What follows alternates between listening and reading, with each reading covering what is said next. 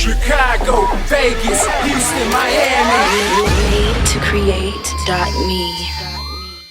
Hey guys, how's it going? My name is Kos from MadeToCreate.me, your premier mixing and mastering service, and today we're going to be talking a little bit about how to mix an instrumental. Now before we get into the tutorial, I just wanted to let you guys know that you can purchase the FLP from my website www.madetocreate.me and also other mixing and mastering services, which by the way, we do currently have a 15% discount code available until November 15th. Also, if you do like the tutorials and want to see more, please be kind, leave a like, comment, and share the video. So the other day I was messing around a little bit in FL Studio just for fun, creating a new instrumental, and basically this is where I'm at the moment.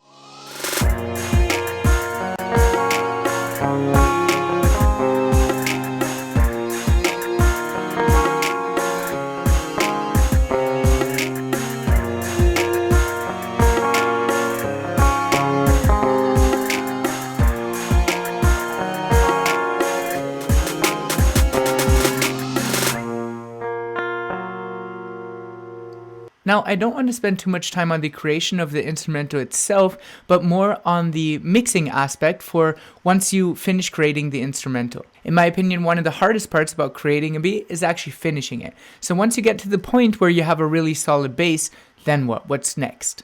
So to start off with, what you want to do is route all your channels from the channel rack through to the mixer. A really simple way of doing that is highlighting all the channels over here, and then going over to your mixer, right-clicking on the first channel, and hit channel routing, route selected channels starting from this track. That will automatically route all your channels into the mixer for you and name them accordingly. Once I routed all my channels through to the mixer, I usually go ahead and organize everything. For this particular track, I kept all my percussion samples in one section, my melodic parts in one section, and then all the effects such as rises. In order to group your channels together, you want to highlight the track that you want to move, hit Alt, and then the arrow key left or right.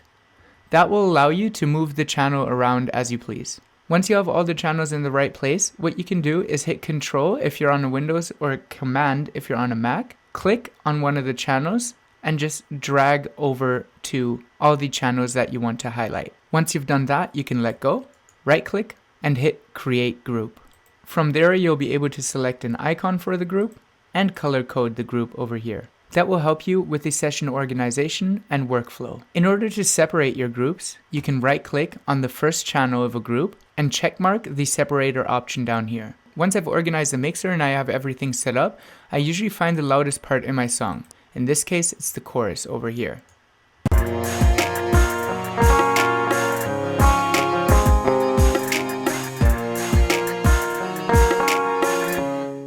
I'll just highlight this single area so that it loops over and over. Once I have that highlighted, I go and select all my channels by Command or Control dragging, and then I turn down the volume on all the channels. This way we can get general levels for all the effects.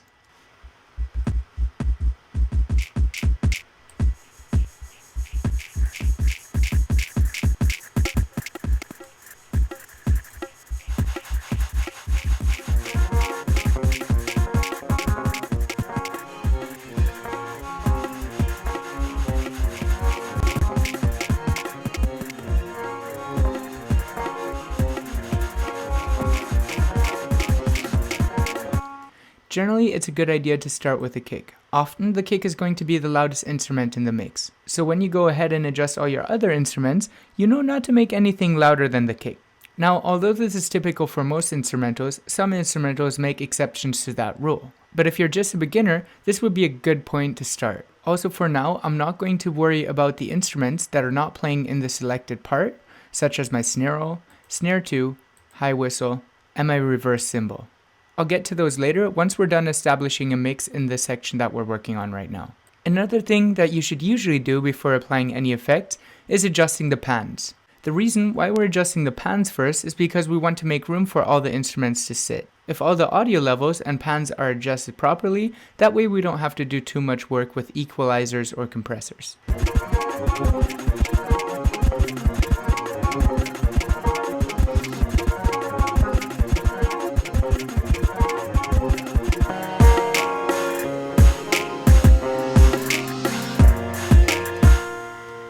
generally speaking, I just pan to taste. But I find it important that the kick and bassy instruments are always panned center. And usually I'll keep things like snaps, claps, and snares in the center channel as well. And if you have channels such as my guitar right here, that already have a fairly wide stereo image, you don't want to pan those either because you'll risk losing that image.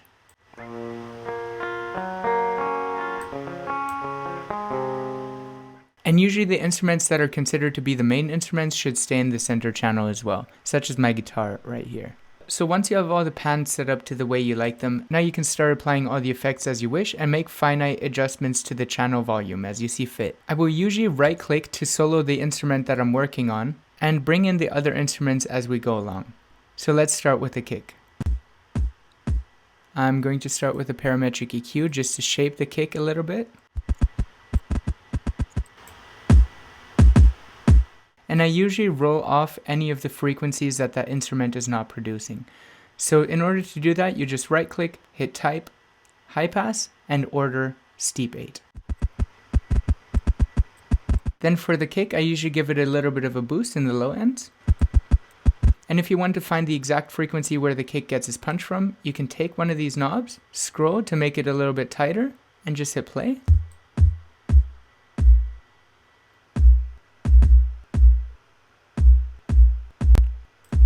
And usually the kick will have most of its meat around 60 Hz. So that is usually where I give it a little bit of a bump. Also, it's a good idea to compare the before and after.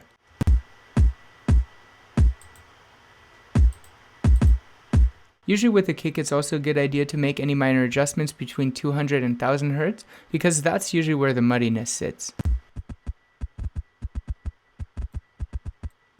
And I also like rolling off the top end a little bit.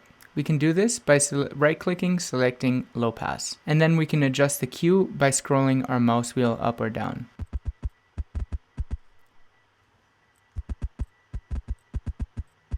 So a good technique to get a little bit more punch out of the kick as well is called parallel processing. So I'm just going to go over here, select a channel that I'm not currently using, hit Alt or Control on a PC, and left click until the channel is next to my kick channel. Once I have it where I want it, I just want to rename that. I'll just call it Paracomp. Select my kick channel, left click on the little arrow over here, and that'll automatically split the kick between my master channel and my parallel channel. Then I want to make sure to unmute the parallel channel, right click, and just color it a similar color to the kick. From there, I can add effects to the parallel compression channel without affecting the actual kick sound. So I'm going to start by adding the limiter and check the compressor function over here. I'm going to hit play again.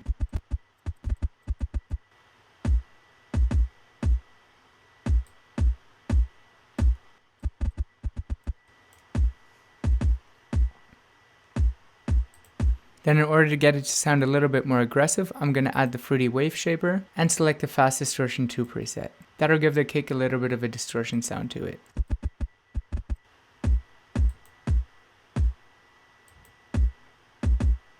And then on that channel, I can make additional changes to the EQ as well, such as just bringing up the bass a little bit more.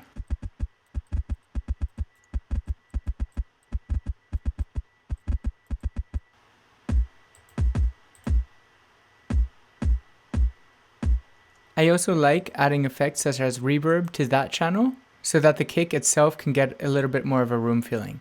Now, we don't want the reverb overpowering because it's always a little bit dangerous to put a reverb on a kick or any bassy instrument, but nevertheless we can add a little bit.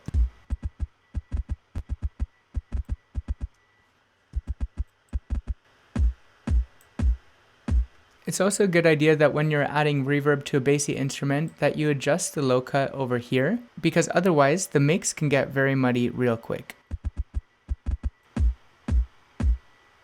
And that sounds pretty good to me, so I'm going to move on to the snap over here. Add an EQ. Type, high pass. Order, steep 8.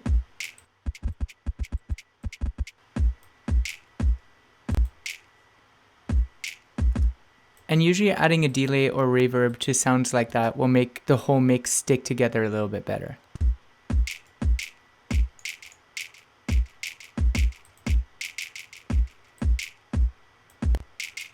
The offset will make it sound a little bit wider.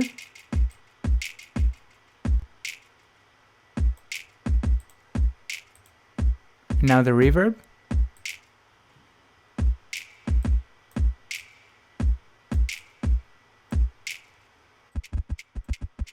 And now the cymbals. EQ again. High pass filter.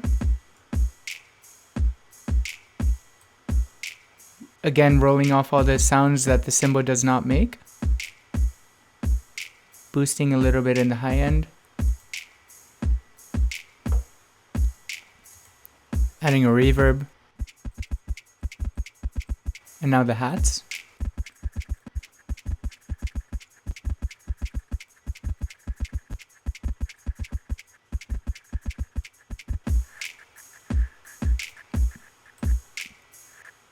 So mostly to my percussion section, I'm adding effects like EQ, limiters, reverbs, and delays just to glue it a little bit better together. So I'm going to go ahead and do that for the remaining instruments.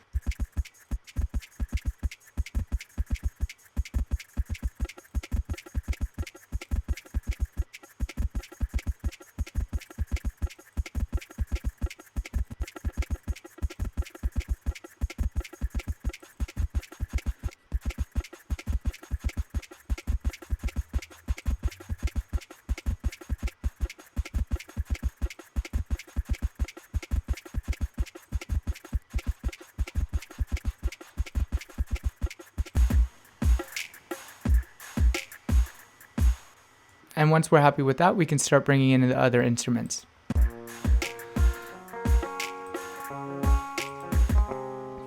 With the guitar, I'm just going to add a fruity stereo enhancer to make it sound a little bit more wider.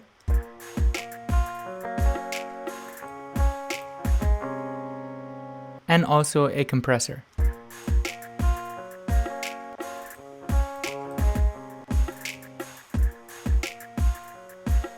The reason I'm adding a compressor to the guitar is because the volume in the guitar is actually fluctuating a lot. So before the compressor, there's a lot of very loud transients happening and a lot of others that are kind of being swallowed by the percussion. So that's why we want to add a compressor just to even everything out a little bit more.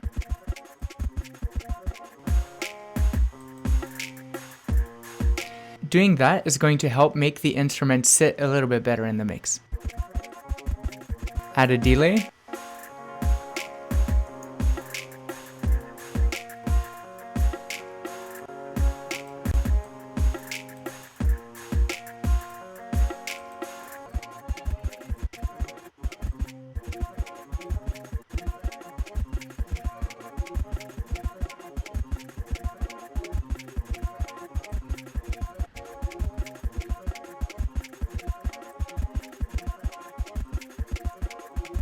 Now, as you saw me applying a couple of equalizers to the guitar and cello, I just want to explain what was going on there. When you're mixing, you always want to be conscious about what frequency ranges your instruments are sitting. So for example, the kick is going to be most prominent in the lower range between 20 and 200 Hertz. And the snap, for example, is sitting from 1K upwards. The hi-hats are usually a little bit higher than that, so anywhere from 2.5 to 4 to 10K, something like that. And then we have instruments like the bongo that are going to be sitting more in the mid-range. Now, the reason I added this equalizer to the guitar is to isolate it a little bit more from the other frequency ranges. So the guitar right now is sitting between 100 and 5K, and the cello is occupying between 50 and 7K. They're occupying a lot of the same frequencies, so we want to make sure that when all these instruments are playing together, there isn't going to be one frequency that's overloaded with instruments trying to occupy that range,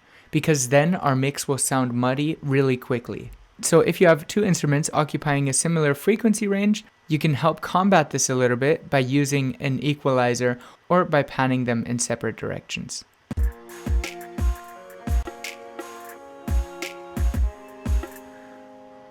Right now, with the way the panning between the guitar and cello is, I'm fairly happy with it. So let's check out what the piano is doing.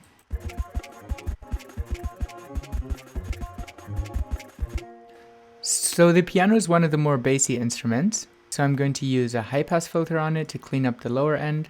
give it a little bit of a boost around 120, and roll off the high end.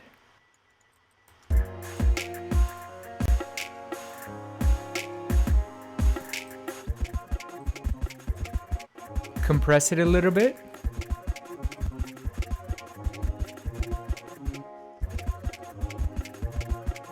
And then, in order to have the lower frequencies of the piano not battle my kick, I'm going to sidechain the kick to the piano. So in order to do that, we just hit right click on this knob here and hit sidechain to this track. That will automatically route this kick track over to our piano track or our other fairly bassy instrument. Then on the piano track, we just create a limiter, go to the compressor function again, right click on sidechain, and select our instrument that we just routed through to the piano. Now we can adjust how much we want the sound to be ducked down every time the kick is playing.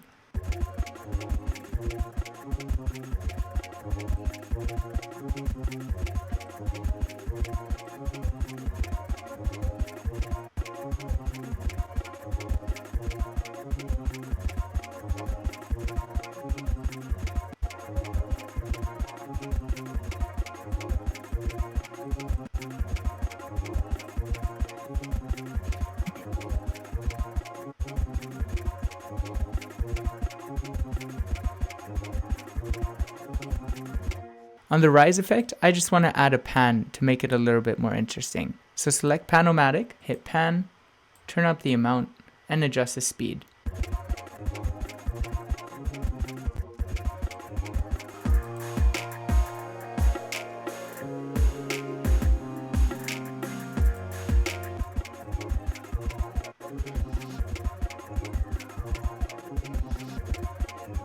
It's small effects like panning, EQing, compressing that's going to make your instrumentals sound a little bit more professional. So now I'm just going to find all the instruments that I haven't plugged into the mix yet and adjust those as well, such as the snare roll, snare, high whistle, and my rev cymbal.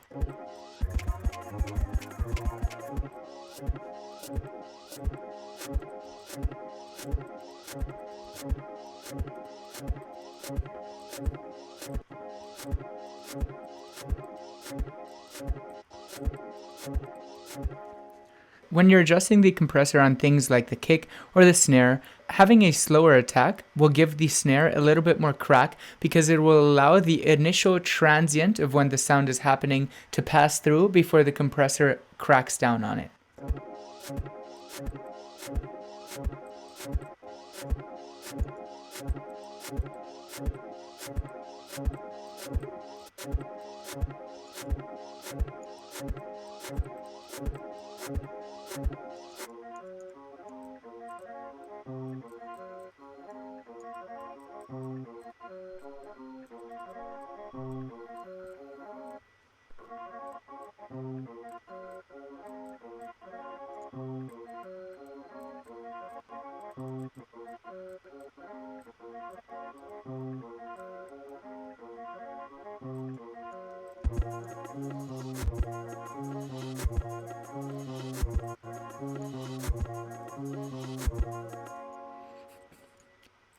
And then once I'm done that, I'll give it a quick listen through to make sure that nothing insane sticks out at me.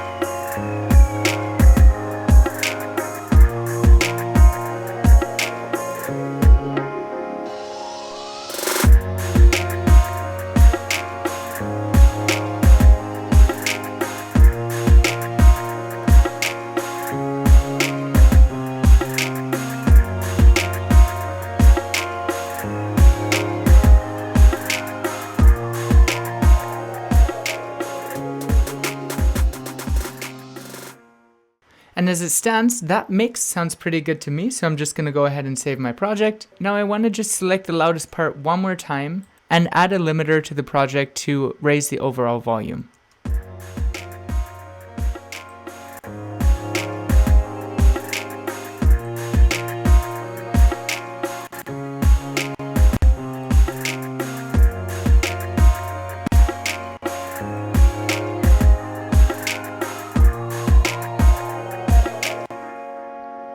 Now, the reason I set the limiter on the master channel is just to enhance the volume to make it overall competitive with other instrumentals that are floating around out there, because you don't want your instrumental to be too quiet to the people that are listening to it. A study conducted a while ago actually showed that a person listening to 2 tracks back to back will almost always prefer the track that is louder. That's why over the course of the last decades, music has actually gotten way louder than it used to be when it first started. Either way, it's always a good idea to raise your volume a little bit before you ship out the final product. Now, another question that I get asked very often is whether or not producers should master their instrumentals. And the quick answer is no. You should never master an instrumental. The reason being is that when an artist comes and they download your WAV file or whatever it is that you're providing to them, and they record their vocals over the instrumental, the vocals are going to be very hard to make fit into the mix if the instrumental is already mastered. The master should only be done as the final product once the vocals and the instrumental are already completed. So make sure that when you guys are creating instrumentals, you maximize the loudness on it without going too loud, of course, but you never want to master the instrumental until the artist has put their vocals on it. So if you guys want to check out the full instrumental, click the link popping up now, leave me a like, a comment, a rate, and a share on the video if you enjoyed the tutorial and learned something new. And with that being said, I'll see you guys in the next tutorial. Thank you very much for watching.